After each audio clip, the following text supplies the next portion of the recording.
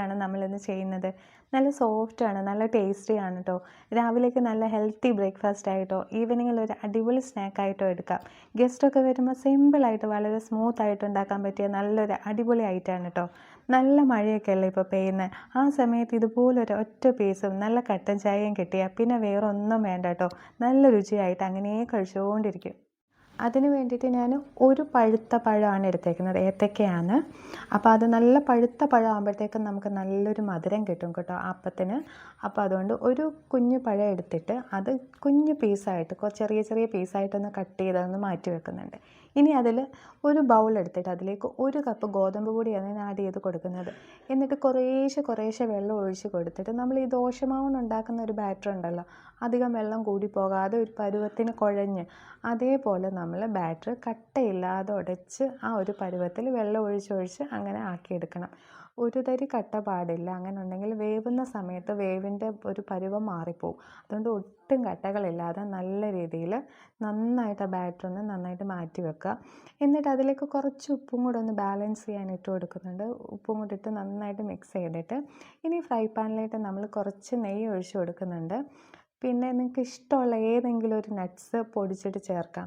ഞാനിപ്പോൾ ചേർത്തേക്കുന്നത് ബദാമാണ്. കാഷ്യൂനട്ടോ പിസ്തയോ എന്ത് വേണമെങ്കിലും ചേർക്കാം. എന്നിട്ട് ആ നെയ്ക്കകത്തോട്ട് നമ്മൾ നേരത്തെ അരിഞ്ഞു വെച്ചിട്ടുള്ള പഴം ഉണ്ടല്ലോ അതൊന്ന് ഇട്ട് കൊടുക്കുക.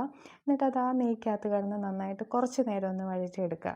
എന്നിട്ട് അതിലേക്ക് 1/2 കപ്പ് ശർക്കര പൊടിച്ചതാണ് ഞാൻ ചേർത്ത് കൊടുക്കുന്നത്. ശർക്കര അല്ലാതെ മറ്റേത് നമ്മൾ ഇടിച്ച് ചേർത്താലും മതിയാകും. അപ്പോൾ ഞാൻ അത് നന്നായിട്ടൊന്ന് ഇളക്കി കൊടുക്കുന്നുണ്ട്. എന്നിട്ട് അടച്ച് വെച്ചൊന്ന് വേവിച്ച് ആ പഴമൊക്കെ ഒന്ന് നന്നായിട്ടൊന്ന് വെന്ത് വരുന്നിടം വരെ നന്നായിട്ടൊന്ന് അടച്ച് വെച്ച് വേവിക്കുക. എന്നിട്ട് നമ്മുടെ ആ പഴം ഒന്ന് ഉടച്ച് കൊടുക്കുന്നുണ്ട്. അത് ഉടച്ച് കൊടുക്കുമ്പോൾ അതിൻ്റെ സത്തെല്ലാം ഇറങ്ങുമ്പോഴത്തേക്കും നല്ലൊരു ടേസ്റ്റാണ്. പിന്നെ അതിലേക്ക് 1/2 കപ്പ് തേങ്ങ തിരികിയതാണ് ചേർത്ത് കൊടുക്കുന്നത്. അതും കൂടെ ചേർത്ത് വെക്കുമ്പോൾ ഒരു പ്രത്യേക സ്വാദാണ് കേട്ടോ. അപ്പോൾ നമ്മൾ ഇതൊന്ന് റെഡിയാക്കിയിട്ട് നേരത്തെ മാറ്റി വെച്ചിട്ടുള്ള ഗോതമ്പിൻ്റെ മിക്സറിലോട്ട് നമ്മളിതെല്ലാം കൂടെ ഒന്ന് ഇട്ട് കൊടുത്ത് നന്നായിട്ട് മിക്സ് ചെയ്തിട്ട് വേവിച്ചെടുക്കുകയാണ്. ഇത്രയേ ഉള്ളൂ സംഭവം. നല്ല ടേസ്റ്റാണ്. നമ്മൾ വെന്ത് വരുമ്പം നല്ല സോഫ്റ്റായിട്ട് കിട്ടും. വേറെ നമ്മൾ മധുരമൊന്നും ആഡ് ചെയ്യുന്നില്ല. ഇത് ഇങ്ങനെ മിക്സ് ചെയ്ത് കലക്കി നമ്മൾ വെക്കുകയാണ്.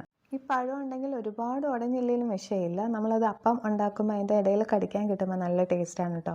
അപ്പം നമ്മൾ ഈ ശർക്കരയും ഈ പഴത്തിൻ്റെ എല്ലാം കൂടെ നമ്മളൊരു മിക്സിനകത്തോട്ട് ഇട്ട് കൊടുത്ത് നന്നായിട്ടൊന്ന് ഇളക്കി കൊടുക്കുക.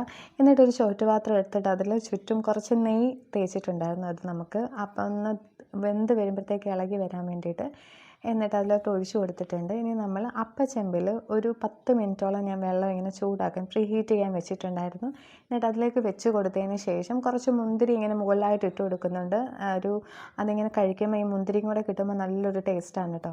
അപ്പോൾ അതിന് വേണ്ടിയിട്ട് ഒരു 20 മിനിറ്റ് നമ്മളൊന്ന് അടച്ച് വെച്ച് വേവിച്ച് കഴിഞ്ഞാൽ നമ്മുടെ ഈ ഈസി റെസിപ്പി റെഡി ആയിട്ടുണ്ട് കേട്ടോ. നല്ല ഹെൽത്തിയാണ്. രാവിലെ കുട്ടികൾക്കൊക്കെ കൊടുക്കാനും ഈസിയാണ്.